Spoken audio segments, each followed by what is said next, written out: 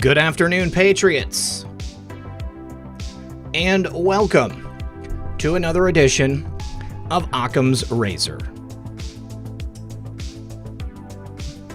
As always, I'm your host, RP, and joining me once again live in the studio is my co-host, M3.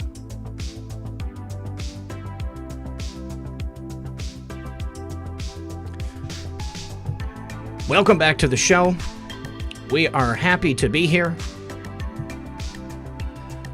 We are live. That's right. We are live. Special shout out to the mods. Thank you for keeping the chat comfy. Special thank you to everyone who's here watching. I know that the Ghislaine Maxwell bail hearing is on the air right now, so I appreciate everybody who's here. We're going to give you as many updates on that as we possibly can.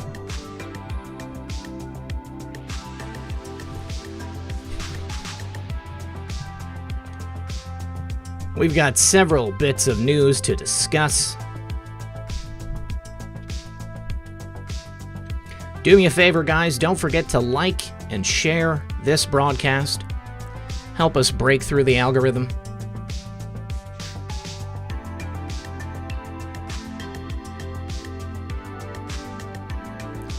What up, Craig Mason? What up, Conscience Abe?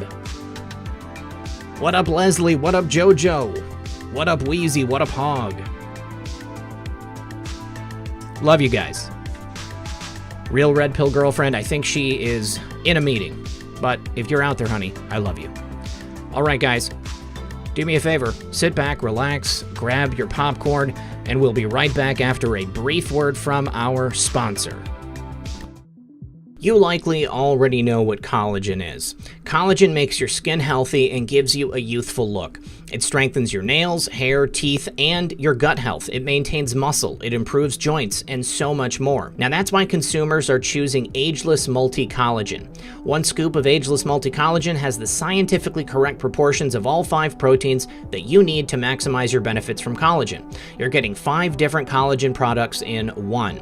With Ageless Multi-Collagen, your body doesn't have to work hard to break these proteins down, ensuring the collagen doesn't go to waste. It includes essential amino acids, 10 grams of protein per serving, and it's odorless and tasteless, so you can add it to any drink of your choice. Ageless Multi-Collagen has a no junk policy. You can get yourself a bag of Ageless Multi-Collagen. I highly recommend it, and as an added bonus, if you order today, they will give you free shipping, free VIP live health and fitness coaching for life, and a free e-report on the 14 foods to give you amazing skin. You'll also be feeding a hungry child. For every order of Ageless Multi-Collagen today, they will donate a nutritious meal to a hungry child in your honor. If you order today, you can save 51% off Ageless Multi-Collagen, and rest assured knowing this company offers a 60-day money-back guarantee, even on empty bags. So go to healthwithredpill.com and order yours today. Once again, that's healthwithredpill.com. You can click the link in the description or the pinned comment below. And remember, when you support my sponsors, you support this channel. All right, welcome back to the show, everyone. Thank you so much for joining us. Methods, how are you today, my friend? Man, I'm doing great. I'm excited to be back doing the show after taking the week off. It was nice, but I'm glad to be back and chatting about things during the week. Yeah, most definitely. But yeah, hey, what's up, chat? I hope everybody's doing well. Do you think I look younger, Methods? I've seen multiple people say that I look younger. I mean, is it perhaps like the 12-year-old boy haircut that's doing it? I don't know, man. I haven't really considered it. No Cuomo, but I guess so. I don't know. I mean, you did look a little bit younger when you were doing your live stream from on vacation, but that was because of the, is what it is. But yeah, maybe. Sure. So funny. JoJo says, yes, I look younger. All right, well, I'm going to run with it, Maybe it's the collagen. To be quite honest with you, maybe it's the collagen. I have been taking that on a daily basis. And I'm doing the keto diet, so, obviously I didn't get to do that the whole time that I was in Atlantic City, but I'm doing it right now. Oh, I need to throw on slow mode so we don't destroy the mod's fingers here. All right, good stuff. So, the first thing I want to say, Methods, we got to give a big shout out to our guest from Sunday, Bryson Gray. My man made the Billboard top 100? Yep, he was 59th if I remember correctly. Yeah, 59th on Billboard, and then he was 44 on Emerging Artists. Right so, on. Yeah, definitely. Shout out to him. We were all hoping for it. Thank you to everybody who bought his album, listened in, supported, shared his links and stuff. It was a great show. You guys didn't catch it, just go back after this show here. It's on Red Pill's channel. But yeah, it was a lot of fun, and I'm very excited for him, man. He worked really hard, and he had just barely missed it on his last album. So right. I'm really excited for him. All right, I should have just dropped the link. There we go. Drop the link into the chat so you guys can go retweet that for Bryson. Definitely give him some support. I already downloaded the album on Apple Music. If you guys have some type of music subscription service where you can download it, please do, even if you don't like the music. We got to support him because he's MAGA and his heart is in the right place. And even if you don't listen to that type of music, we got to get the ears of the youngins on that stuff. Because, let's just be honest, that is the front line of the culture war. We have to reach these kids. Real Red Pill 78, Mom. What's up, Mom? How are you? I appreciate that. Glad you're here. Glad you're here, Mom. So, yeah, if I look younger, I guess I'm just going to run with it. I'm pretty excited to be back to work after a nice long week off. I'll tell you what, though, dude, it was weird. Not like doing this show and not doing my other show like every single day. It was almost like, what do I do with myself? But I mean, I figured it out pretty quickly. The beach is beautiful. I want to go back so bad. Right. I've never seen you more active on Twitter, and we were trying to tell you to put your phone down, go play, make sandcastles, do whatever you want to do. But I get that. If I ever take a day or two, it feels like I should be doing something productive, and I end up doing things I probably should have been doing anyways. But I'm doing these shows and stuff, so I get it. It's almost like, because I didn't have to be active on Twitter, because I mean, I look at Twitter as like part of the job, it's like I need it to help spread the word. If I find information that I want people to see, then I go ahead and share it there. So like, I was like, just like everybody else, it was, I just had the opportunity to research stuff. I didn't have to do it because I needed to make a show. And it was a lot of fun, I mean, it's great. It's been a long time since I've taken a vacation. Like last year we drove to California, but driving like across these continental United States is a totally different animal than being able to like sit someplace and relax in the sunshine. So there was no Muffin Gate while we were gone, thank Lord. Muffin and Chi-Chi were very, very well behaved for my mom. Man, I will tell you, they missed me so much. When I got to my mom's house to pick them up, Muffin was like, she would have climbed inside of me if it was possible. She would not stop. She was just like all over me. And Chi-Chi, he's a little more reserved, but once we got back to the house, like I just sat with them on the couch for a couple of hours and they just immediately fell asleep on me. It was super cute. Adorable. Yeah. Just real quick, American 17Q in the chat said that they're looking for the Bryson video. It was Comfy Sunday. It'll be in the live stream tabs on Red Pill's main page on his channel, and he is the second hour. So if you're looking for that specifically, Comfy Sunday was the episode. Yeah, I'm gonna make it easier for everybody. I'm gonna grab it here right now while we're on the air now. I mentioned earlier we're going to be talking about the Ghislaine Maxwell bail hearing. I mean, that's ongoing right now. Are you actually listening to that, like, at the same time that we're on the air? No, I wish I could, I could barely walk and, chew gum and all that mess. But I am refreshing a page from somebody who's doing real-time reporting on it. So the updates I have now is that she is obviously, and expectedly pleaded not guilty. And they have set the tentative date for her actual trial to be July 12th, 2021, which would also kind of be expected with everything kind of getting backlogged because, the Kung flu and whatnot. Right. And then now they are in the debate right now between the prosecution and her lawyers on her getting bail. Okay. And right now it's the prosecution making their case. So as soon as I see it, I might interrupt you and just let you know. That's fine. It's interesting because it's almost a year to the day that Epstein had his bail hearing removed. I mean, also almost a year to the day that he was found non-responsive in his jail cell there in the Metropolitan Prison Facility there in New York City. You know, everybody, I think this is their number one concern, is that she's not going to make it. I think that one of the key points here is that from the start, they have had her on suicide watch, and I am confident that they're not going to be removing her from that at any time for any reason. I know the DOJ is aware of how high profile she is and how valuable she is to not only America, but also for the sense of closure that all of these victims need.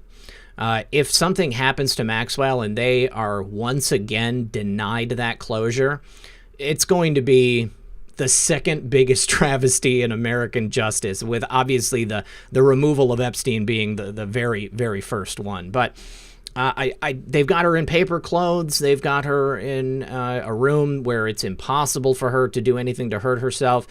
And I have to believe that they've probably got working cameras this time. Bill Barr called the jail personally and said, if anything happens, it's your butt, Yeah. Brad Harrison says out there, wrap her in tinfoil. Yeah, she actually did do that. She wrapped her cell phone in tinfoil, and then I was kind of making a joke about it on Twitter, and I had a lot of people send me, sauce on how that works or not. I don't know. I've never tried. So many people did it to me too. I know. I was just trying to joke around and make light of the situation because, I don't think that she should get bail because I think that everything, with what happened with Epstein, they would be on notice. All eyes would be on this, just like even more than they would be if Epstein was still alive. They wouldn't be paying attention to Ghislaine as much. Yeah, personally, that's what I think. So I think that she shouldn't get bail, and that there would be complete eyes on that. But we can't have it both ways. It's like, oh well, if they keep her, then somebody's going to kill her in the jail. But if we give her bail, she can run. You know what I mean? Like, there are all those ways around it. So, it's a terrible situation, but I think that this is different. I think it's a little bit different than the Epstein situation. Yeah, I think it is totally different. I can't imagine that they're going to give her bail. Not only is she an incredible flight risk, but there are so many people out there who are interested in getting their hands on her and all the information that she has. In the show yesterday, I think that what the DOJ said initially at the hearing yesterday, that she had moved like 136 times or something like that, or maybe it was just 36 times. I don't know. I can't remember the number exactly, but it was an insane number of times that she moved around not only the country but the world. A lot of people are considering the fact that perhaps she's already been working with the FBI, and maybe that's the reason why there was no bail photos, or there was no video of her doing a perp walk. But the state of New York stopped publishing bail photos. They stopped publishing that public information. And their reasoning is that people are innocent until proven guilty. And when those images are put out into the public, it could influence potential jurors, and it gives people, the insinuation that these people are guilty and that they are criminals. Now, don't get me wrong. I am not saying that there's any possibility that Ghislaine is innocent. Technically, she's innocent until proven guilty. But I would say there is a preponderance of evidence to support the fact that she is definitely guilty. Right. When you don't even have the left defending her at all, everybody kind of knows and can assume that stuff. But one other thing that was brought up, I failed to mention, was that the prosecution had brought up that they're reaching out to potential victims through the Child Victims' Rights Act. Do you remember that when that was dropped last year? Yeah. And it opened it up to there was really no... there was no statute of limitations on those kind of things. If you're a child and anything happened to you, and conveniently that happened in New York. So anybody can be coming forward during this time, and they would have to investigate it. So I imagine that we're going to be hearing more and more names and stuff going on. And like I've said before, her only being charged on 6 counts of a 3-year time period when we can definitely, you know, look at different pictures and stuff of her side by side with them over that spanned decades of time. That to me, if she has been working with them, with the investigators for a while, I personally think that she has been ever since Epstein was picked up. I think that she's definitely, and even her lawyers admitted that they had said that she had been in constant contact with investigators. So, I mean, it is what it is. I don't doubt it. You know, I mean, the reason that I think that they've only initially charged her with that stuff is because it is the easiest time period for them to conclusively pin guilty pleas on her. Any other years that she was activated, you know, doing these terrible things, committing these crimes, you know, they're going to take their time making the case for that stuff. I mean, they can always continue to charge her with additional things, superseding indictments. They're going to continue to come. And I think that the possibility that she's going to remain silent is zero. You know, I mean, she is definitely going to use whatever material she has to get herself as light a sentence as possible. But I don't think she's looking at spending anything less than several decades in prison. You know? Oh, right. Yeah, I mean, this is about her family name at this point, you know, because of you don't want everything laid at her feet. You know, you want to have it go on even further because this gets into international, this gets into big deal stuff like that. Now, real quick, another thing that just came out, they've brought up, the prosecution says it appears that the defendant attempted to conceal an asset from the court. And then the prosecutor moved on and to say what she calls Maxwell's alias, disclosed in court documents as G-Max. How much of a moron do you have to be like, okay, I need an anonymous name. I need to go by something else. Nobody will be able to figure it out. Let's go with G-Max. G-Max. You know, was she like signing up for a rap career? She got signed by Island Def Jam or something? Right. Yeah. That to me, they're making good points here. I'm just kind of reading through that. Yeah. You know, she does have the means to get somewhere to where it would be harder for them to pick her back up.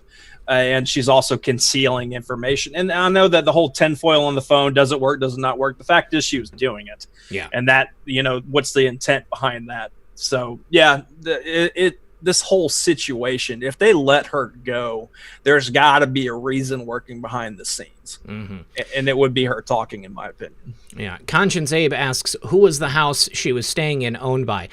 I mean, it was technically owned by her. I mean, she was the, the end user, and it was her money that she put in. I believe she purchased it with an LLC, though, if I'm not mistaken. Yeah, it says the defendant told pretrial services that the New Hampshire property was owned by a corporation. Yeah. And Maxwell claimed that the corporation let her live there. Now, if the corporation happens to be titled G-Max, this is going to be hilarious. I heard that G-Max stuff last week. Yeah, that's right. That's pretty funny. Hang on, I just want to see what else we can find about that. No, what a goofy situation this is. Okay, G-Max. You know, there's all kinds of G-Max, like helmets. There's software.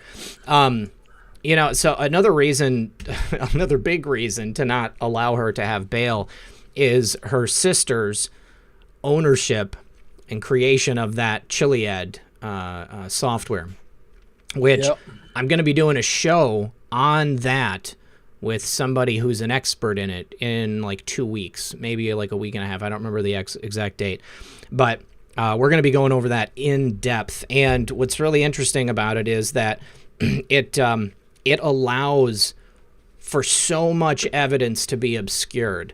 You know, like say that all of the federal agencies who are diving for information, you know, they're going into like these central databases to grab it. It's all, you've got the evidence itself, and that's housed in one place, like say on one server. And then you've got all of the information about it, like the metadata inside this database, which is run through Chiliad. And they have the ability, or they would have the ability, to go in and alter that metadata to potentially obscure what evidence is actually there, essentially just like remove it from indexing like Google does with creators or individuals that they don't want people to find. And then they can also use it to obscure the location of people throughout the world. So if she was to get out, then they could make it look like, you know, she flew to Buenos Aires or something like that, when in actuality she was hiding out in America, or she went to another country, or, you know, she just went underground someplace. So there is the penned ideas. The software itself is Chiliad. It's not Gilead. It is Chiliad. Hold on. Whitehead in the chat says court says she possibly had $500 million in assets in Swiss banks. I mean, that would make sense. And also, the prosecution has brought up how Maxwell posed as a journalist when she was considering buying that house. So when she went there to go talk and check it out, she posed as somebody named Janet Marshall. So yeah, we got a Carmen Sandiego situation going on here. That's funny. All right, so just to prove this, here is Christine Maxwell, British internet consultant, co-founded the software company Chiliad. She's also the author of several books. So that is Christine Maxwell, her sister, right there. And look at that. It looks like RDoc has done a video on this, because he's showing up right there in the search results on DuckDuckGo. Interesting. Ooh, Q-Wife Magalife says she bought collagen for my link last night. Thank you so much. I really appreciate it. If you guys do support the sponsors, they are the backbone of the operation here. And all of your direct sponsorship of the shows are extremely appreciated as well. Let me just say, Lynn says, ooh, she wants me to do a show on the Urantia book and the Lucifer Rebellion. I've heard of Urantia and Lucifer Rebellion. I'm assuming that is, you know, the age-old story of from the Bible, but maybe it's something else. I'll look into it. And then, yes, and then she qualified. So thank you very much. Also, hey Jude, iPod's new vid, Trump buying icebreakers for the Arctic. I haven't seen that. Have you had a chance to check that out, Methods? No, I have not. I'm terrible about getting YouTube videos. But on that Urantia thing, my only thing I ever know about it is I had have a crazy uncle, you know, and I'm not connecting it to Urantia, but he is crazy, and he was really into this years ago. And they would do like Zoom type meetings and have discussions, just like church services on that stuff. Yeah, I mean, from my understanding, it's essentially like a religion based around extraterrestrial life. Don't quote me. I mean, I saw a show like 10 years ago with the guy who I guess is the leader of it. And there's this book called the Urantia Reader. It's a PDF. I actually have a copy of it. I just downloaded it in the midst of doing research on the stuff. But it's been a long time since I looked into it. But I think that would be interesting. I'll definitely go ahead and look into that. Did we buy Greenland yet? No, we have not bought Greenland. But man, if we bought Greenland, that would be so cool. I would totally move to Greenland. It's a beautiful country up there. Hey, what's up, God's Guy? Good to see you, buddy. Glad you're here. Or maybe it's Gina, but God's Guy and Gina Girl, both of y'all. Glad you're here. The proposition from the lawyers is that instead of keeping her in jail, they put her in a luxury hotel in Manhattan. That's the argument. That's the argument that they're making. That's so ridiculous. You know what really upsets me about it is the treatment that Paul Manafort and Roger Stone received. And, meanwhile, somebody like this, like an actual criminal, anybody on the left, I mean, they treat them like, like they put them in a 5-star hotel. That is the most ridiculous thing. You committed the crime, okay? You need to stay in prison. You need to actually have justice served. And living in a 5-star hotel, my Lord, that just doesn't make any sense. Right. Glorious Victory out in the chat says that we should get Dinesh on as a guest. I would love to interview him, especially since he's got that movie coming out. Yeah. That I'm excited. I think it comes out next month. I'll reach out. We'll see what happens. But we reach out to a lot of the people that get suggested to us. James Woods still hasn't gotten back to me, of course. Most people don't get back to us. Right. It is what it is. But no, I think that would be great. We'll see if we can catch him on his press tour and see if he can at least do a recorded interview or something. That would be so cool. Yeah, it's not. It's worth it. Yeah, also, Chef Matt, was Chef Matt the one on Twitter asking about how to quit smoking with vaping? Yeah, I believe so. Okay, so Chef Matt, I commented on your tweet last night. This right here, this is the base for my Freemax Twister. I bought 2 of them for like $25. I believe there was a sale. I think that you're probably going to pay like 25 or 30 bucks a piece now.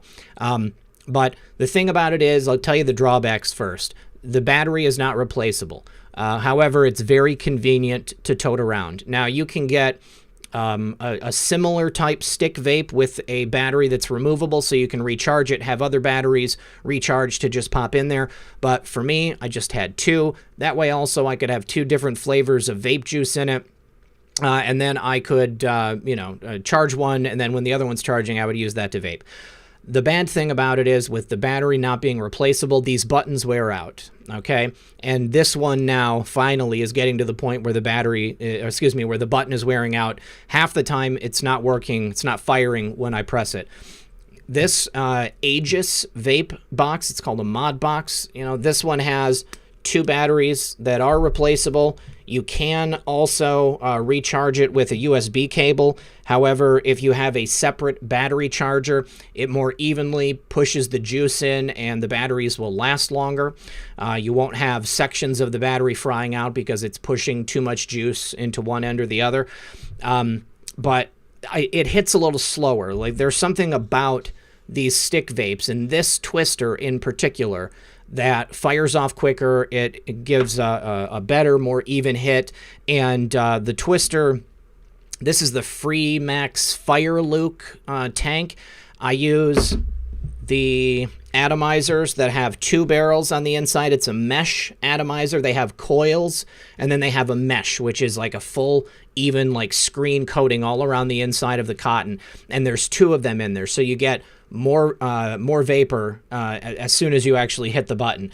I've also found that those last a lot longer. Like any other type of atomizers, when I use them, they're usually done in a day or 2. I can get these guys to last like a week, and that counts because these are like $4 to $5 a piece. So I like to be thrifty. I like to go as long as I can. All right, yeah, Whitehead. Yeah, I've definitely read that. I was letting Red Pill. He gets pretty excited about talking about vaping, so we let him do, bring up that or Marvel Comics, and we might as well just, do something else. But they have a letter from an anonymous accuser against Ghislaine. Jane Doe describes Maxwell's, quote, calculating manipulation. She was in charge. She egged him on. I have great fear that Ghislaine Maxwell will flee. Jane Doe says she received a phone call in the middle of the night threatening her 2-year-old. Ooh. Maxwell has, quote, nothing to lose and, quote, no remorse, Jane Doe says. If Maxwell is released, Jane Doe says she will want protection. Mm-hmm. Yeah, I mean, that's rough because they did do that. If anybody watched, I only watched part of the Netflix special of, the intimidation factor of what was going on with some of these poor girls. They had no problem doing that. They would say, like, yeah, we can get to your families. If so-and-so's in the hospital, we know doctors, we could do this, we could do that. It's the intimidation game. And then, they also play on the fact of the guilt, because if you give in to the intimidation and then you do what they were wanting you to do, Epstein and Ghislaine wanted you to do, then it's guilt. And then the fear of the intimidation, that's the twofer, and then you just blame yourself. Mm-hmm. That's why this needs to play out how it does. And back to your point on how they treated Roger Stone and, sent all the, the frog marching and the CNN there and all that. I wish we did get, I'll agree with everybody saying it, that we did get that moment in the morning, but we let like Chanel be there from OAN instead and report this as such. But once again, if they're trying to be protecting of someone this high class, everybody essentially does want her dead, right? Anybody that's in her corner that she can have put away based off of evidence or whatever. And if she's done everything that she's accused of here, then everybody, just like this, the federal deletion, I'll use that word, that happened this morning for the first time in 17 years. That if the punishment fits the crime, okay, let it be. But which that is fascinating too, huh? Do you want to segue to that real quick? Yeah, go into it. Right. Yeah, we had our first we'll just say it, federal execution in 17 years. It happened this morning, and it happened to be a white supremacist who, murdered. I have to look at all the details and stuff, but he killed a family Yeah, essentially, including right? an 8-year-old girl. Right. And that to me, one of the biggest takeaways, first off, good. If that's he was on death row, go ahead and do it. But the left isn't going to be making points that the right is completely fine with this being a white supremacist who broke the law and they need to go to jail, and they need to be put down. So that to me is going to be something that gets lost, and I want to make sure we point it out a little bit. Yeah, yeah. But as I understand it, maybe the chat can help us with this. There's 2 or 3 more that's scheduled, and as I understand it, some of them are also white supremacists, or at the very least, they are white. Well, from my understanding, they're all people who killed children. Right. And so that to me, and that might have been it. I might have just got things confused. But the fact that we're starting with this, there is, that kind of does help desensitize the public to what needs to be done when we get into these broader cases of what Ghislaine is exactly protecting or has been protecting for so long. Kang Anon says that bail has been denied. Okay, yeah, let me get a confirmation on that. Okay.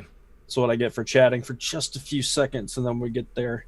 Maxwell's attorney, Mark Cohen, speaks about the difficulty of defending a case like this during the Kung Flu crisis and takes the same anti-press swipe as his legal brief. Quote, our client is not Jeffrey Epstein, and she has been the target of endless media spin. I was waving my finger like a diva saying that. I know y'all can't see me, but that's how it feels. Now, I'm looking around, too, on this. I see, yes, a lot of people saying bail denied, but the person I'm following hasn't gotten there yet, just to confirm it. But I believe you guys. You guys are great in the chat. She is definitely a flight risk, and if she gets denied, that is a victory.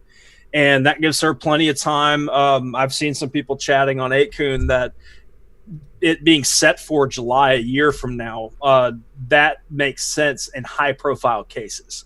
I mean, that's kind of things you have to schedule around and make sure it's all available. Whitehead says it's still ongoing. I imagine the phone call is still going on. Yeah, I don't have an update yet. Okay, all right, no problem. One thing that really, really excited me is that you've got this letter, this anti-cancel culture letter that was published by a large group of seemingly leftist journalists. I think that it was definitely based around their own self-preservation. They wanted to get it out there that cancel culture needs to end because they know that they were going to be the ones who were come for next. And now, as a result of signing that letter, they are one by one getting canceled. I want to say the guy, well, he's a trans woman now, I guess, but who started Vox, which is just a disgusting leftist rag. This individual, I don't know what they identify as, they have been canceled. Also, Bari Weiss, she is, or formerly was, an opinion writer at the New York Times, has been forced to leave the New York Times. And I think she left on her own. Well, I get your point. Well, she was bullied enough that's what I mean. Yeah.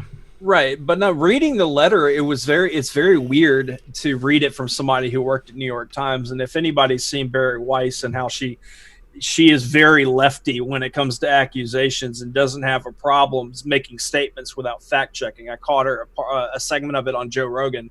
Anybody just look it up. She has no problem making accusations.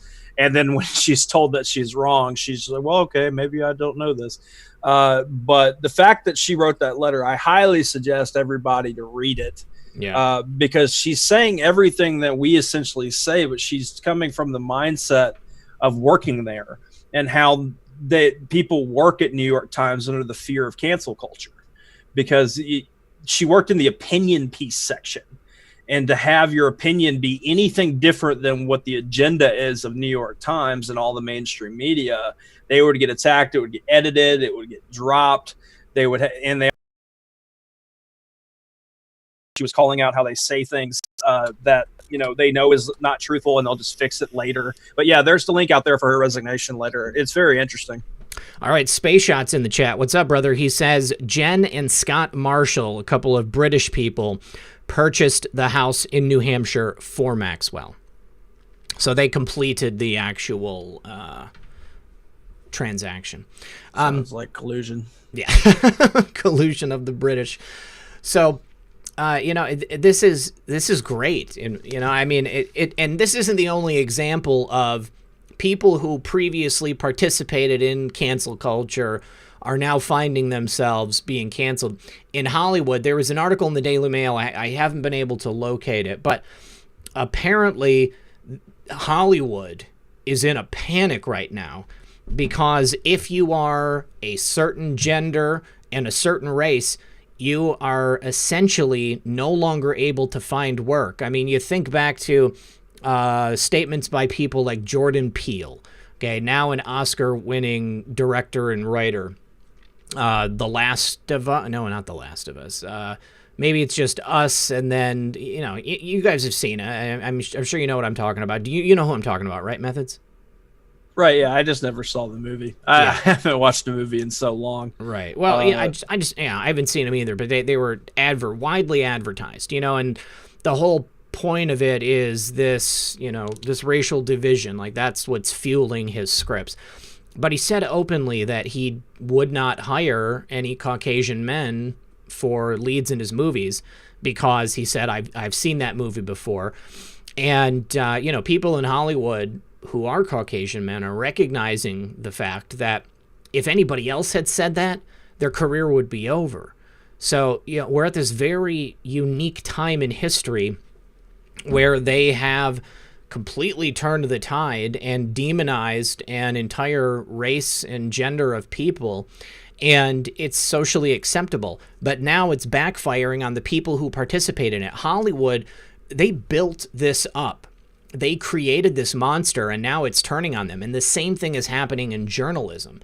Now, the only thing that really bothers me is that rather than this being a learning experience for the people in these industries, they are becoming hyper individualized because all of the people that are being canceled, they're leaving and they're no longer going to be able to participate in these industries.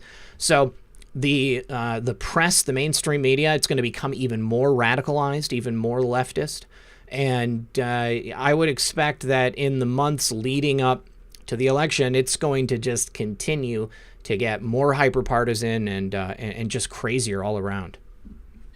Yeah, I mean, we know that they would essentially have to, die on the mountain that they've been creating and standing, especially ever since Trump became president. So it is something that we're seeing people stand up, speak out, speak with their wallets and saying, I'm not going to support Hollywood. I'm not going to do these, take my people to the theaters. And now, especially with everything going on with the virus, people, they're not making that money off of, the theaters, all that stuff. Because isn't it like they make 70% of the take at the theaters itself when it comes to the movies? Yeah. So it is going to be that point, and cancel culture is going to catch up to itself to where now we've got liberals calling for cancel culture to be canceled, and which is glorious to see because it really does need to be that. It doesn't need to be around. We need to allow people to do their own things, and we kind of get that too when people ask.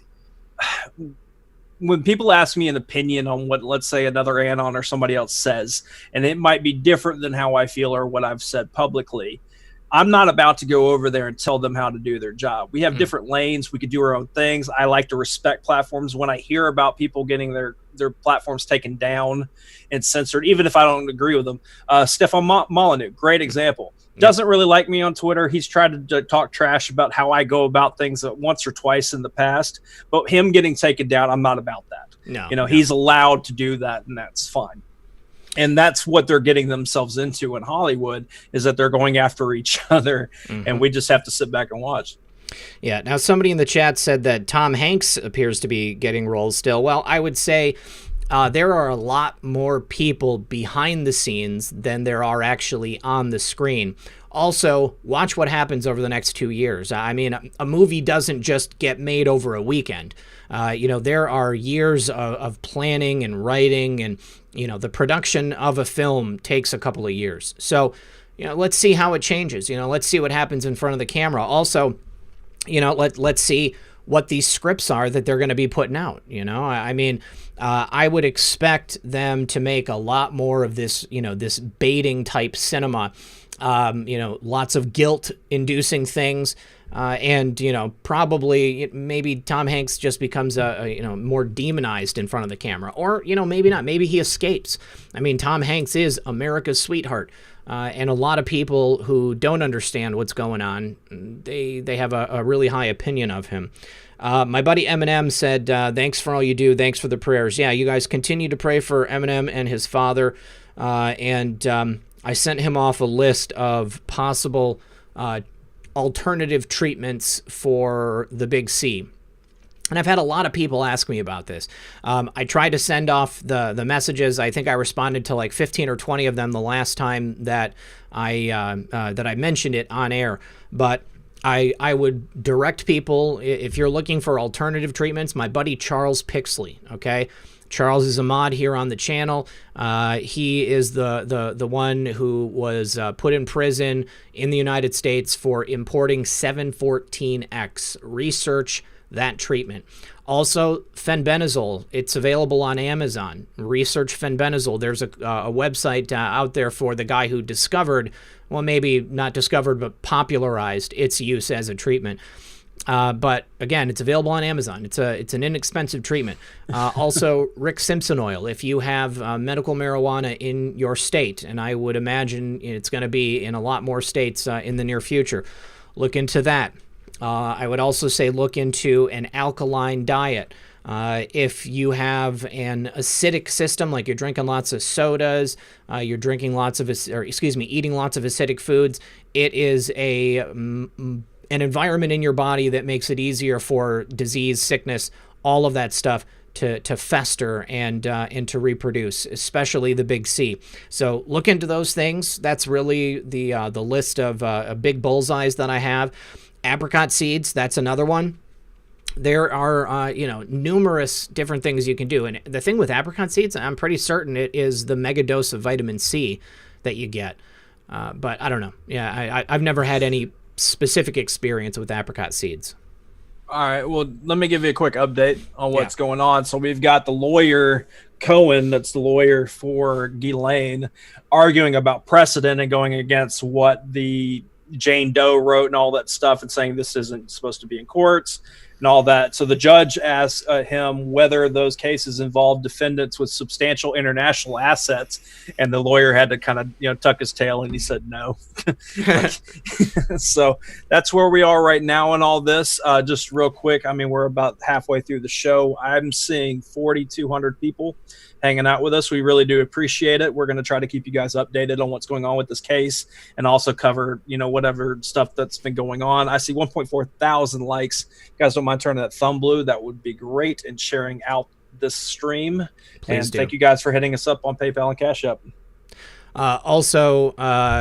Somebody in Antonia says it's the B17 in the apricot seeds. B17. So yeah, like I said, I don't know anything really about the apricot seeds. But Charles Pixley says, no, it's the cyanide in the apricot seeds. Okay, well, I would say do your own research. Also, Chrissy Teigen deleted 28,000 tweets last night after several savvy anons went back through her Twitter timeline and found some really disturbing stuff. A lot of it was documented and archived. If you want to see some of the worst stuff that you can think of from, everything that we're fighting against, Chrissy Teigen completely encapsulates it. Methods, I also saw this really strange video clip of Chrissy Teigen and John Legend on the red carpet someplace. Right. Have you seen this clip? Where he says, she says the Obama thing? Yeah. She said she was being asked, and I'll be nice about the wording here. They were asking anytime what was the most craziest public, we'll say, romance with her and John that they've done in a public place. And then she looks over at John and with no filter goes, it was the Obama thing. Yep. And then John Legend's face, he just dies inside. She realizes she's in trouble, and then he won't say anything or look at the camera. So that's very suspect. But I think she tweeted out and said, actually, I deleted 60,000 tweets. You guys can't even do math. That's her argument there. Yeah, Whitehead, I am seeing that too. He says the lawyer is now naming cases, i.e. Khashoggi, as those being cases with international traveler ties. So that's very interesting that he would bring that mess up and all this. Yeah, thank you for that, Whitehead. Somebody asked how to spell fenbendazole. It's a dog dewormer. If you search dog dewormer big C cure or treatment, then you can find it, but it's FenBen fenbendazole. There we go. I put it into the chat. Fenbendazole. Look into it. It's great. Also, this is another example of things backfiring on the left and the corporate media machine. Patreon, not long ago, banned Owen Benjamin. They banned Owen Benjamin. And he sued them. And then he asked a number of his fans to sue them as well. So about 100 of his fans sued Patreon too. And Patreon changed their terms of service, trying to be tricky about the lawsuit. And they changed it in such a way to make it so that you can't sue Patreon. You have to go into arbitration immediately. So what they did was they set themselves up so that Patreon has to pay the fees up front for the arbitration. They thought they were going to be cute. And then, as a result of these lawsuits by Owen's fans and him, they countersued in the state of California, trying to dismiss their lawsuits so that they wouldn't have to go into arbitration. And the judge didn't buy it. He said, you're changing the rules like midway through the game. So this could quite literally put them out of business, because if they are going to be subjected to 100 or more arbitration cases immediately, that's millions of dollars per case that they're going to have to pay up front. And I think that's something we're going to have to keep an eye on very closely. Patreon might be going out of business. They tried to flip the script on Owen Benjamin and his fans, and I don't think it's going to work. I think it's going to be very, very interesting to see what happens.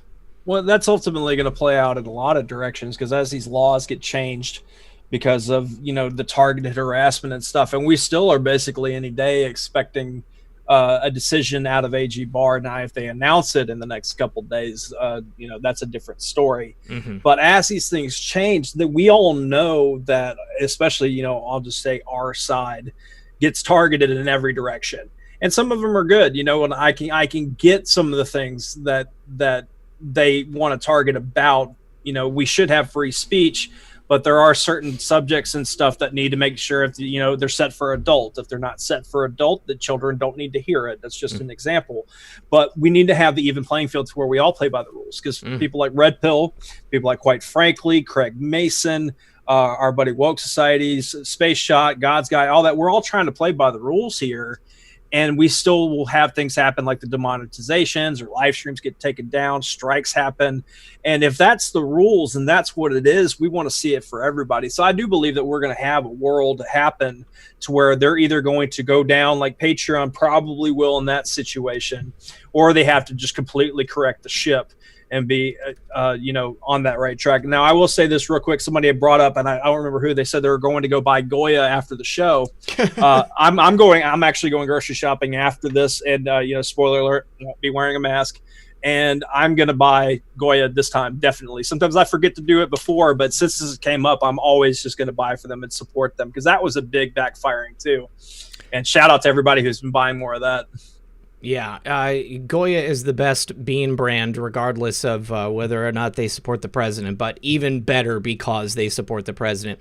Now, this is also interesting in regards to that Goya stuff. Twitter is they're saying that Goya bean pictures on Twitter is potentially offensive content. How ridiculous can you get with this stuff? If you're offended by a can of beans, I can't help you.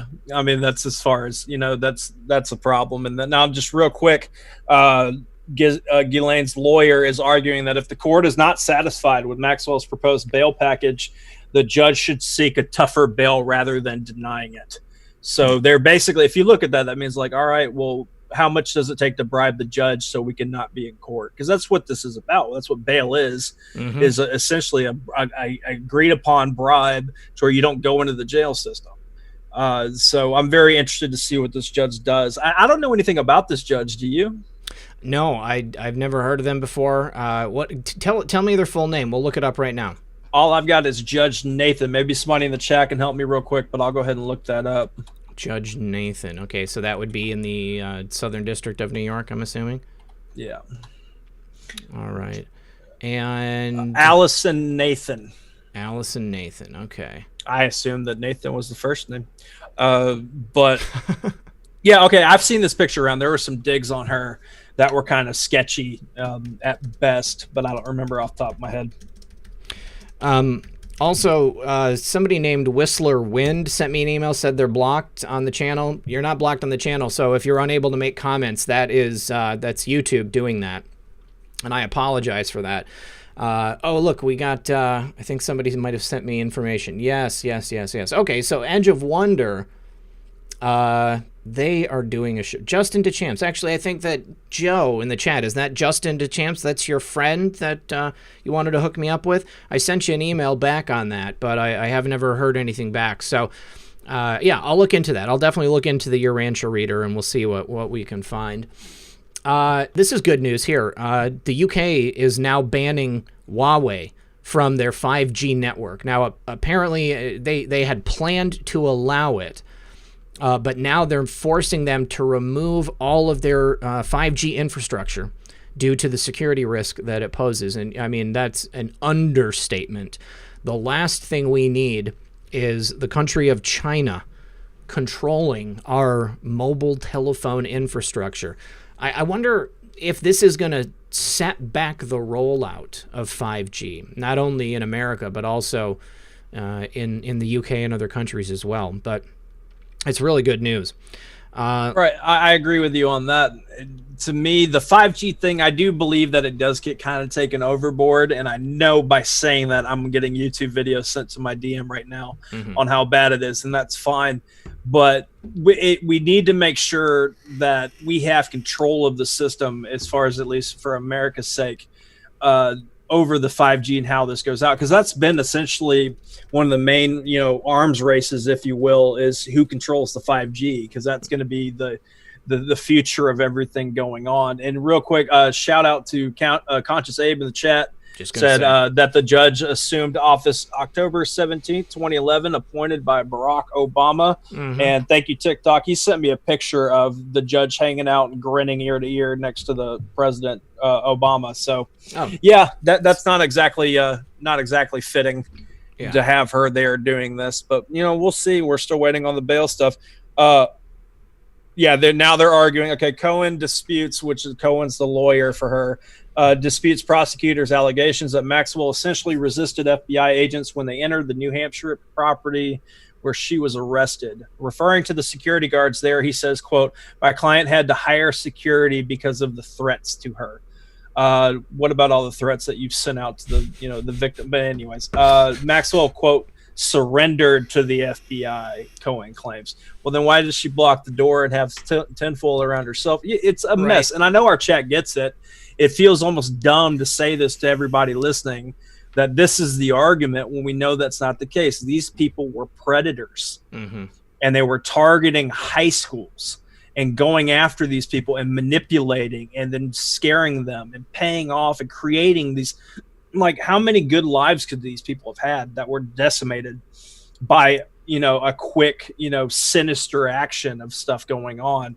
So this whole argument just shows that, like, lawyers are, I couldn't imagine being a defense attorney. Somebody said I should have been one. I couldn't do it. The idea of being like, no, yeah, he's guilty, I'm going to agree with the, with the prosecution and move on. I couldn't do it.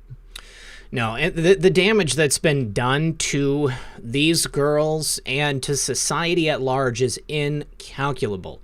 Okay, there's no way you can quantify it. Their lives were destroyed, and the potential damage that is going to result to society. I mean, you can't put a number on it. Think about how many of them got out with their lives but end up with PTSD. How many of them are going to continue the cycle of abuse to other generations of children? Because, I mean, what they would do is they would take them, they would groom them, and then they would turn them into recruiters. Well, if you don't want this to keep happening to you, then you have to bring us additional girls that we can victimize. It's a terrible, terrible thing. Exactly. Ghislaine's lawyer says the phone had been hacked, but she had to preserve the phone as evidence, explaining the claim that she kept it wrapped in tinfoil on top of her desk. Yeah, sure. Like, okay, this has been hacked. Instead of handing my phone over to the FBI as evidence already, I'm going to just wrap it in tinfoil and wait for them to show up and bust in my door. Yeah, okay. I buy that all day. That's great. Navy Vet says that I should try to get Wyatt and Vincent Kennedy on the show. Talk to Wyatt about it in the past. I don't know if it's something that's going to be able to happen. Also, 2 days ago, Sharon sent a donation. Thank you. Sandra also 2 days ago. Roger says great show. So that's all that I have on PayPal, guys. Thank you very much to everybody who has sent donations, be it on PayPal or on Cash App. We totally missed this with the Hollywood thread that we were on, but there has been a mysterious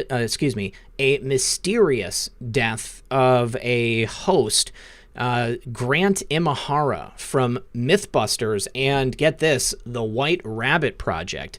He died at 49. He's an electrical engineer and roboticist by training. He worked at Lucasfilm, THX, and Industrial Light and Magic, but Mythbusters is the thing that I see there.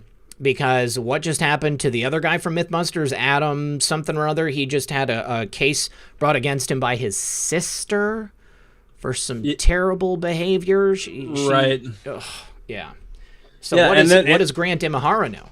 Exactly. And it is sketchy. And once again, we need to wait for full evidence to come out on what happened with him there if we ever get it. But, I mean, even with the Glee actress that was just found, they said that they believe the body that they found in the water was her. Yep. And within, I don't know how many years ago, I don't watch that show, but they had apparently during the show happening, they had an actor take his own life, as I understand it. And go ahead. One of them, the main lead male actor, he died of a heroin overdose. But it was like his foil, the jock with the mohawk.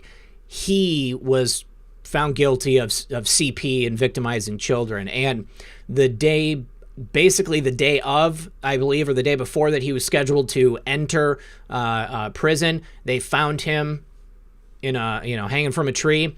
But that was not voluntary. He was taken care of because of the information that he could provide about the ring in Hollywood. Right. Well, one of the people, like I said, I didn't keep up with the show when it was going on, but apparently it was almost to the day or the day before anniversary of all this going on with this actress found in the water. It's all suspect. Yeah. And you're right to question it. Anybody out there that tells you that you're crazy, if you mention this and say, hey, what did they know or whatever, and then you have that liberal aunt or cousin that's like, no, you're just reading into it, you're taking things too far. At what point do you have to say, okay, all these things are suspect and I've looked at enough of it that you have to ask the questions? You definitely do. The same thing with the Wayfair thing. And I'm not trying to go back down that rabbit hole right now because we're following the Ghislaine story. But, asking questions in any direction is always smart, in my opinion, and should be allowed and welcomed. It's just when you attack people for even asking it or any stuff like that, it gets to be counterproductive. But, I mean, make your own decisions, do what you want to do.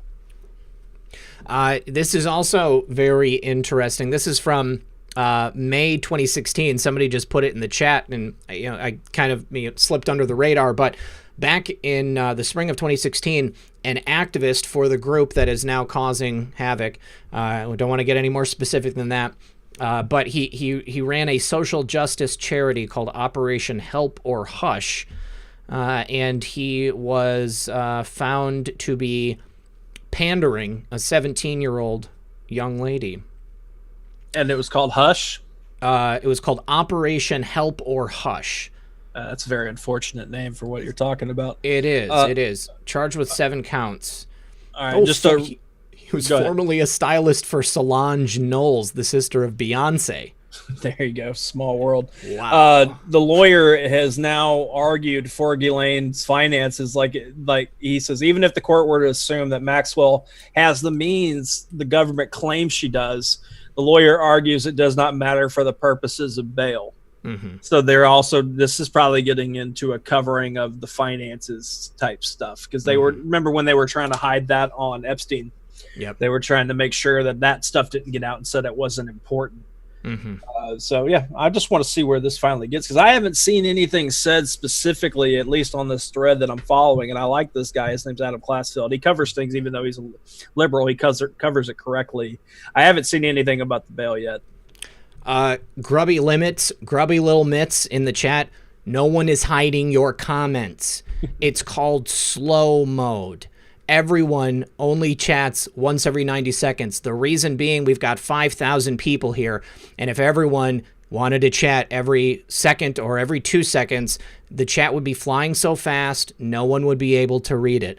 It's a normal thing. No one is limiting you. You're not special. It is just the chat. It's a service on YouTube that makes it so that it's easier to read. So if you're out of here, you're out of here. But at least somebody has now educated you on what slow mode is. All right. Well, you need to add a disclaimer at the bottom.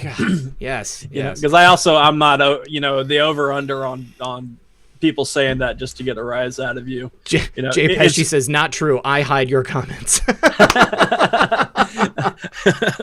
All right. That's funny. But yeah, we've got about 4,800 people here hanging out with us, 2,000 likes. Don't forget to turn that thumb blue, everybody. Yeah, you guys, come on. We've got 4,700 people here, 2,000 likes. If we can get up to, it would be so easy for us to get up to 4,000 likes, I feel like. It wouldn't be that hard. You guys, we depend on you. I depend on you to help us get everything out to the American public. Okay, we have to get this information out. We have to inform people, and the more likes and the more shares that we get, the more likely it is that people who have not seen this information are going to see it. I just heard from a very old friend earlier, sent me a text and said, do you think CV-19 is fake? You gotta love it, because it's one of those things, like, we live in this world, so we can even have conversations and refer to things, right. And a lot of people would get it. But when you have those people that you just know have nothing to do with this world, they think we're all crazy, and they ask that one question, you kind of want to laugh at first in their face and be like, are you serious? But then you quickly have to remind yourself, like, they don't know. Take your time with them, and you also have to handle it essentially with kid gloves. Like, you have to make sure that you don't go from there to, like, wait till you hear what's under the Vatican. Like, I mean, you don't need to be, don't go that far with it yet. Make sure. When I know I can get away with talking about things that we'll just say that are more fringe on the stuff that we're into, for lack of a better term, is when they start sending you stuff they find crazy, and it's things like Freemasons or something like have you seen this document? Like, that's when you take it that far. You're like, well, why don't you check this out? But I don't suggest, kind of like when they give you a prescription of medicine and you're supposed to up the dose over time to get to a certain point. Yeah. Like, loading dose. Loading dose. Take your time with it. They'll get there, because when they start coming back and sending you stuff, you already know the hook's in them, and they're going to follow you. Just make sure it's going correctly. It's so funny. It's great to see it in live action time. People like slowly like, man, something doesn't feel right about this situation. And, I love it. I absolutely love it. So you guys, if anybody's out there and you're having doubts about any of this stuff, go ahead, ask your questions away. Dave K says, what's under the Vatican? Right. Yeah. Hey, the great thing to search, buddy. Hey, Jude says, who am I following on Twitter? I assume you're asking who am I following for the updates on this stuff. I'll go ahead and drop the link in here just to his Twitter. This guy, anytime there's like a high profile court case going on, he's covering it in real time and gives the play-by-play. And I like him, even though he's not a Trump supporter. He does his job correctly as far as just reporting the information. So I suggest just following him. on any of this stuff. He covered Nexium, he covered Epstein during all that stuff. He definitely stays on top of it. And as of now, we do not. Okay, we just got another update. In the recent brief, prosecutors pointed to financial records known as Form 114, listing foreign bank accounts with millions of dollars. Cohen, her lawyer, argues that Maxwell disclosing these accounts in government filings shows she is not hiding. Okay, you turned over documents when you're being investigated. But yeah, you got, it's so stupid. Unless this is all kind of a ruse for the public and she's been working with them, and that was essentially the safe house they put her in. That, to me, I'll bite on that theory, but we kind of have to live this under the understanding of what we're being given public, because just like with Epstein, there's people still argue, did he kill himself? Is he still alive? Blah, blah. At this point, we could still believe certain things, but the narrative of life is still going in the direction that he took his own life. So you kind of have to just live with it, as painstakingly as that is. Yeah, there you got to choose your battles and which hills you're going to die on. And as far as I'm concerned, I'm looking forward. I am constantly moving the line, trying to get to where we need to be. And I realize that people get frustrated. People. But you have to understand, like I say this all the time, we've been lied to our whole lives, and the fact that we're getting this much information now is a major win. We are moving the goalpost consistently, and we keep moving it. And I think that by the time we hit the election, there's going to be a lot more people who are understanding just how deep this thing goes. Like what would happen last week with Wayfair Gate, just an incredible amount of new eyes on that stuff. People that you would never, ever expect to be opening up their minds and doing research on this stuff. Even if it turns out to be a farce, I think that it's a good thing, because it's pushing people to start researching and to start thinking for themselves. Right, and that's why going around and arguing about it to me would have been counterproductive, even if I didn't agree with certain things about it.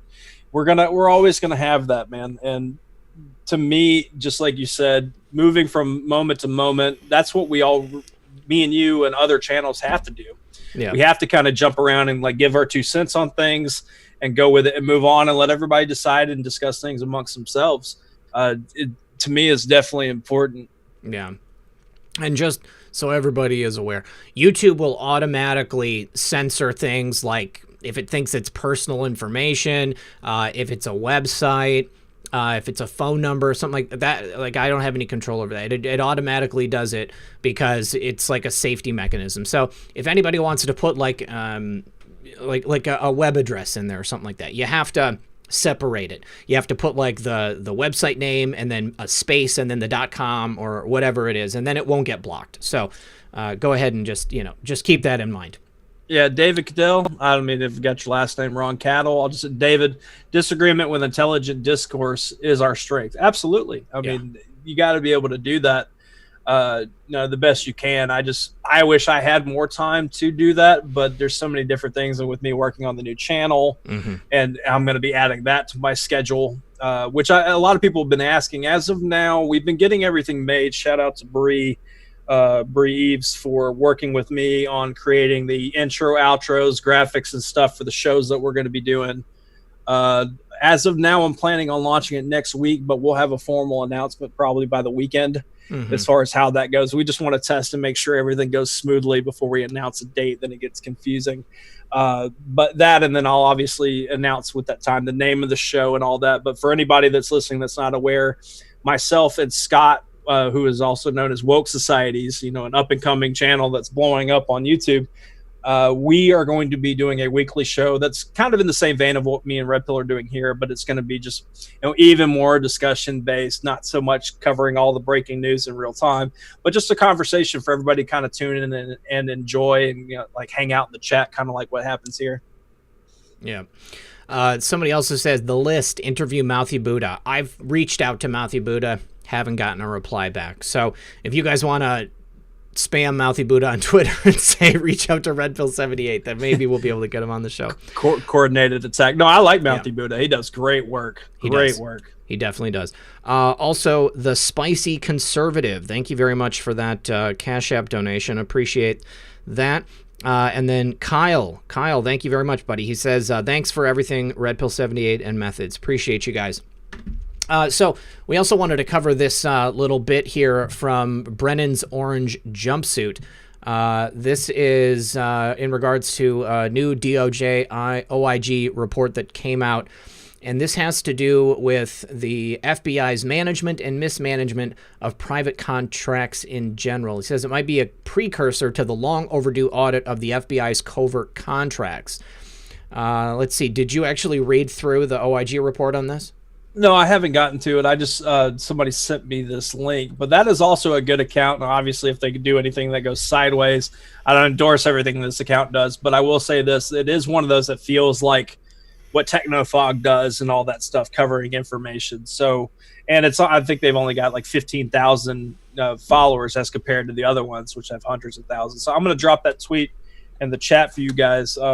Suggest keeping an eye on that Twitter account. They're pretty cool. I haven't read it, but what this account is pointing to is that this would essentially be what would need to happen to point out, basically, the FBI has been audited when it comes to management of private actions. Mm-hmm. And now it would be what be coming to a long overdue, even further into it, where it would be more so of an investigation instead of an overview. Mm-hmm. And this is kind of laying the groundwork for that. Kind of like how we got the IG report last year on everything that's now like the Spygate stuff. Now it's set the stage for Durham to then even move forward with stuff, because that kind of knocks out the groundwork. I've seen a couple people in the chat say, what about releasing Julian Assange? As far as I know, because he's in the hands of the Brits right now, his extradition trial has been scheduled. I would imagine that the U.S. government, President Trump and the administration, want to get Julian here before the election. Unfortunately, when there are other countries involved, we can't just make it happen. And even if he was here, everything with the CV-19, it's just slowed everything to a snail's pace. They've been successful in stopping the ball rolling as quickly as we want it to. So, I obviously, I think I want Julian here. I think everybody in the chat wants Julian here. But it's just one of those things we have to wait, unfortunately. I have seen some discussions, and I always try to reserve judgment on people that I don't know personally. But give me a 1 out there if you think Julian Assange is a white hat, good person trying to help, or give me a 2 if you just don't trust him. I've seen debates about this, so I'm very curious, and our chat's really good about that. Yeah. Give me a 1 if you think Julian Assange is a good guy. Give me a 2 if you think he's a bad guy. Mm-hmm. And Abe makes an excellent point. This is something I brought up before, but I didn't think about it today.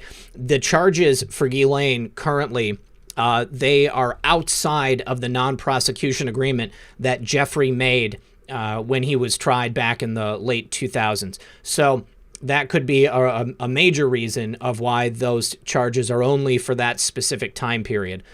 It looks like overwhelmingly we've got 1s for. I see a few handful of 2s, and the reason why I bring that up is that the argument is that even though he's technically a good guy trying to bring out information and stuff, mm-hmm. he could still just be sketchy in itself, and let's say didn't like Hillary, right?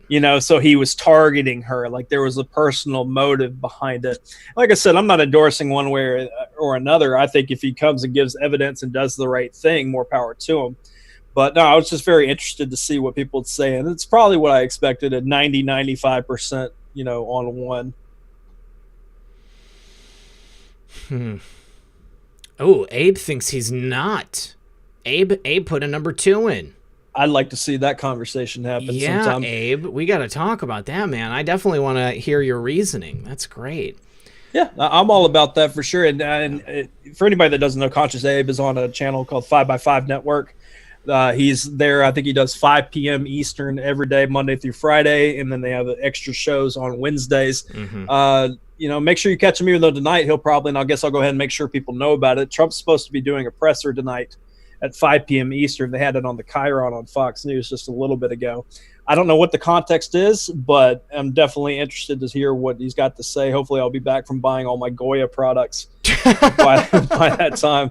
But yeah, hey, but if anything, hit us up in the DM and we'll chat about it. I'd like to hear what you have to say about it. But I think that would be a very interesting argument to hear because there is that. We don't know what he's doing with certain information.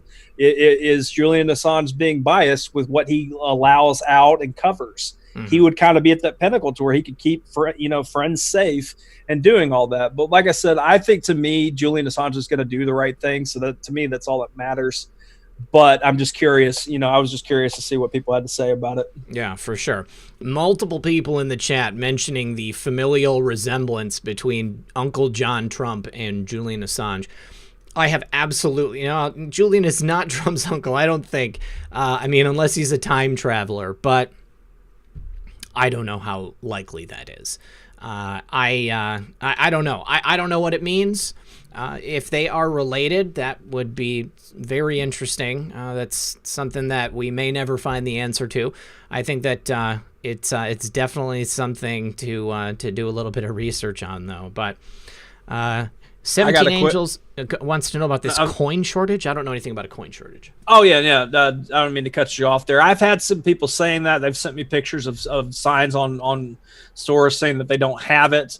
But you know how those pictures go. I'm not sure. I haven't used cash or coin in forever, so I haven't had that dilemma come up. But I have had a few friends tell me they ran into it. So it's something about the Federal Reserve being in shortage. Huh. I don't know. But that, once again, that could just be something that started on 4chan that made its way. Yeah. You know how that goes. But a quick update. Adam Classfield tweets, context. One of the most controversial aspects of Jeffrey Epstein's 2007 plea deal was a provision claiming to immunize, to give immunity, his unnamed co-conspirators. And now the prosecutors call any defense Ghislaine Maxwell might make invoking it absurd. And then he gives a background link to all those things. So, yeah, that's definitely one of those things that she can't get. I don't see her being in a position to say, all right, I'll do this if you give X, Y, and Z immunity. I don't see that happening. No. They've got her cold. Right. Yeah, that's what it comes down to, is they've got her cold on charges. They went straight at it. It's very straightforward. And they've also got her lying to the court.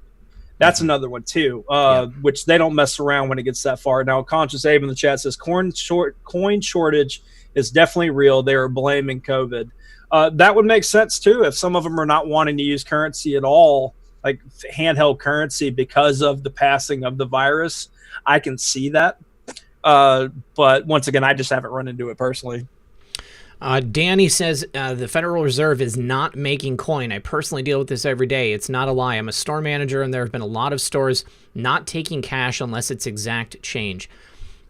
I just find that's very, very, very weird. There's a lot of coins that are already out there. Are they destroying the old coins? Right. I mean, in between that and Dilly said that his wife had some of her credit card debt or something erased. I saw that. Yeah. And then I know that we've had people kind of debunk the countdown of personal debt on one of those count websites on debt and stuff like that. But it's a lot of weird things going on that's kind of behind the scenes that make you wonder if there's anybody in the chat that has had debt just magically kind of disappear, whether it's I know the college debt thing was supposed to be set aside, but I'm very interested to hear that, because I don't see Dilly putting and his wife putting that on blast without that being truthful. I really don't see that happening.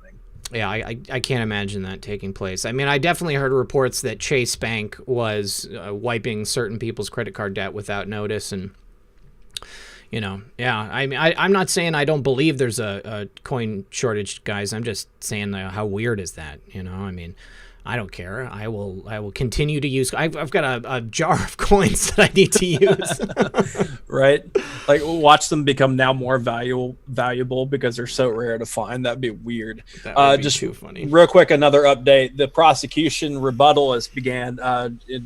She rejects that the government's case is about, quote, spin or, quote, throwing dirt, or about, quote, the media, noting that a grand jury charged in the allegations in the indictment, it is not dirt, it is not spin, that is the evidence. And so, I mean, this already went through grand jury stuff to that, so the evidence has already passed, you know, a grand jury for them to take it this far. So they do have her, you know, it's a, you know, lack of a better term, dead to rights. Mm-hmm. Yeah, live free or die. I agree. I wish my debt was erased too. I mean, all I've got is student loan debt. I mean, I guess I have my house, but that would be awesome. That would be awesome if they wipe the house debt and if they wipe my student loan debt. So I'm really crossing my fingers on that, but I don't think it's going to happen.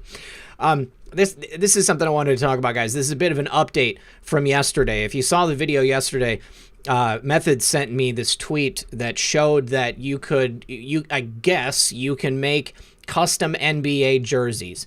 Now that might be fun. Maybe I will make a custom Red Pill 78 jersey, but you can put Free America, Free Taiwan, Free Canada, but you couldn't make one that said Free Hong Kong. And every time they put it in, it said you're not able to do this. Well, there was quite the backlash. People were very, very upset about that. And now the NBA has unlocked it, and they're allowing people to make Free Hong Kong jerseys. I'm really interested to see what kind of reaction China is going to have to this, because the NBA has been just historical hot takes on their attitude towards China. They've fired people, I believe, Methods, haven't they? They fired people for supporting the people of Hong Kong. They've chastised people. They've demoted them. You got LeBron James, completely and totally cuckolded to China, standing up for Chinese rights when, the government of China, the CCP, is probably the worst regime on the face of the earth right now. Right. Yeah. And I'm just impressed that you know so much about this on sports ball. We when I think it was the owner or the coach, I can't remember, but of the Rockets, who came out and was supporting the Hong Kong protests. What was it, earlier this year, last year, something?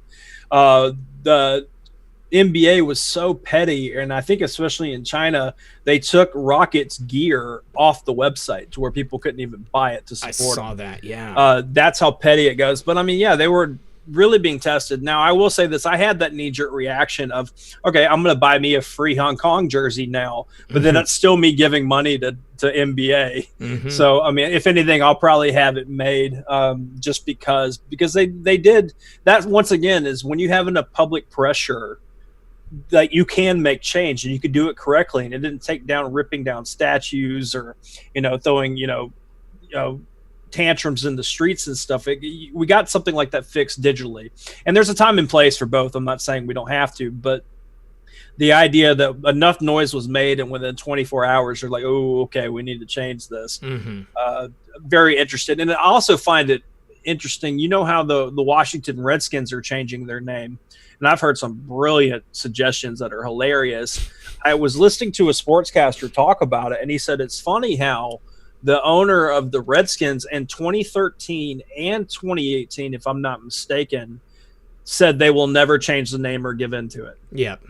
And then a couple years later, they're changing the name. And I hope that it is as lefty and as full-blown SJW as they should be. Mm-hmm. Just so we can make fun of it, not support them anymore. But anybody who follows football knows that the Redskins suck anyways. So, yeah, I don't know who a good team is.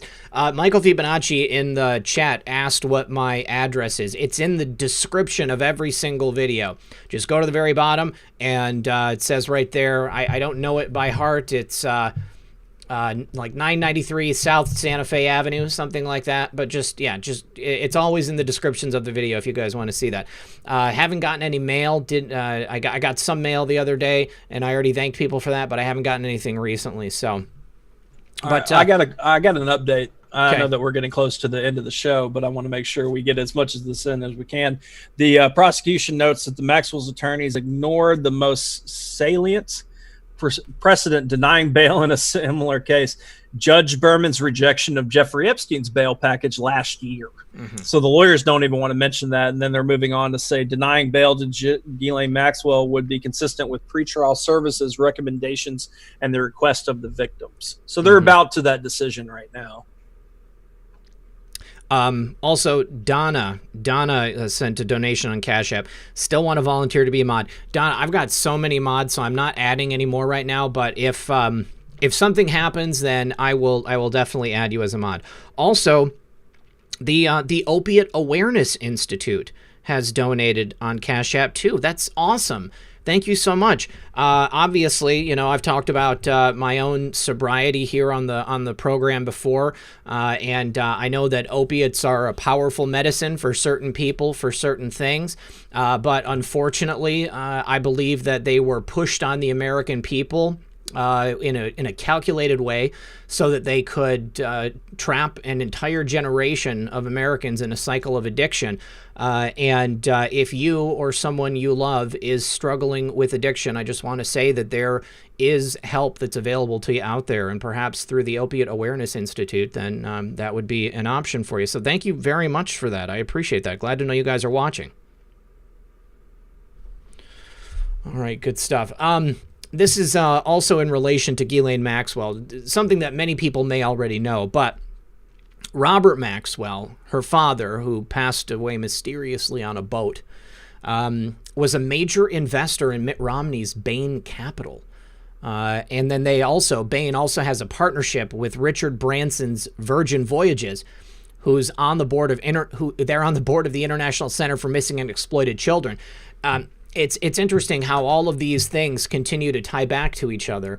Isn't there also, like, there was something that was happening with the National Center for Missing and Exploited Children during the 2015 research boom that was taking place.